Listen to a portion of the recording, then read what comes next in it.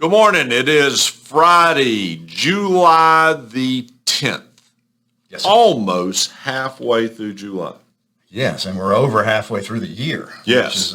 Which is also a little on the scary side. It really is. Yeah, time does fly. You this week have done an interesting thing and presented it to us. We talked about it on the two shows that we do, WTOB on Thursday and 98.1 FM up in Galax, Virginia on Friday. Just got off the air on it. And it's interesting data having to do with the COVID. And so we aren't going to want to every time you turn on the news, you're getting news on COVID, but we want to take it from a standpoint of an investment in how it's affecting us and what we're making sense. So let's share what you discovered. Well, you can get bogged down into a lot of data, and I'm going to try to not do that here. But when you hear the headlines on the news, it really just sounds horrible that the U.S. is just basically under siege with COVID-19. Right.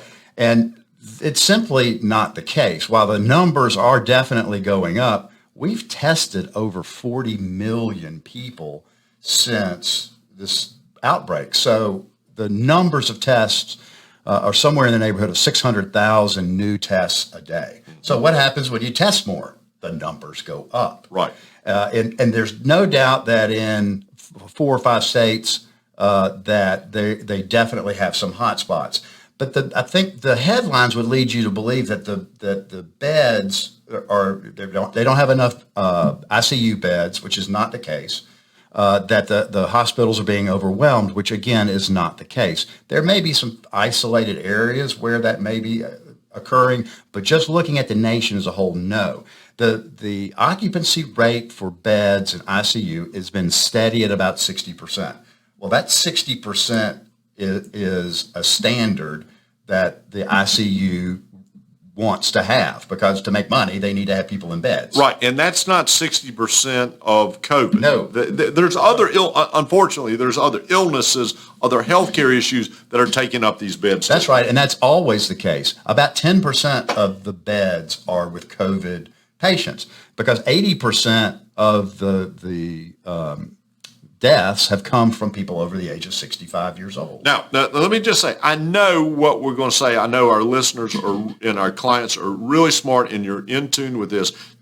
We're talking on a national basis. Right. Gibb has said, and we recognize there are isolated spots, Texas, Florida, certain hospitals that are just maxed out. But on a nation basis, the news that we get gives the impression that on a national basis, we are faced with this. No, in North Carolina, there are plenty of beds available. They're in the 60% range. And even those states where the hotspots have been are in the 70 to 80% range. So it's not as if they're flooding out the door with patients, and that's just not the case.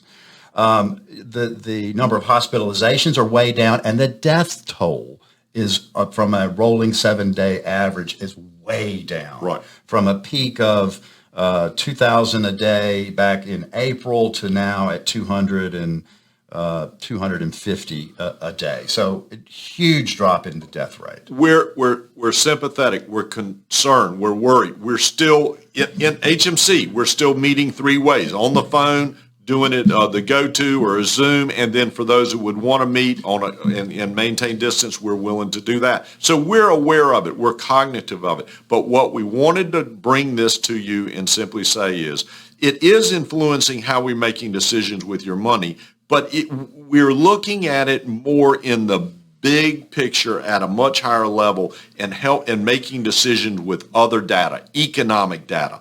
The unemployment number that came in this week it was high, but it's coming down. Other green shoots, you talked about earlier, mortgages and mortgage applications. There are continued green shoots that are showing the economy wants to recover. And again, tying it to, if we could get some sort of vaccination, if we could get some sort of medicine, then I think we would see the economy jump. So we are very methodical. We're taking steps. We're evaluating holdings. We're evaluating new positions, and we continue to evaluate the level of cash we're doing. all being mindful of your level of intolerance for risk and all being mindful of the opportunity that's before us, because we still believe that this glass is still half full. Oh, yes. And so this is we're just giving you data and ammunition when you hear these headlines that the sky is not falling, not even close to falling. So take care of yourself. Still be well. Call us if you have any questions. Always remember, it is your money. And your money matters. We'll see you next week.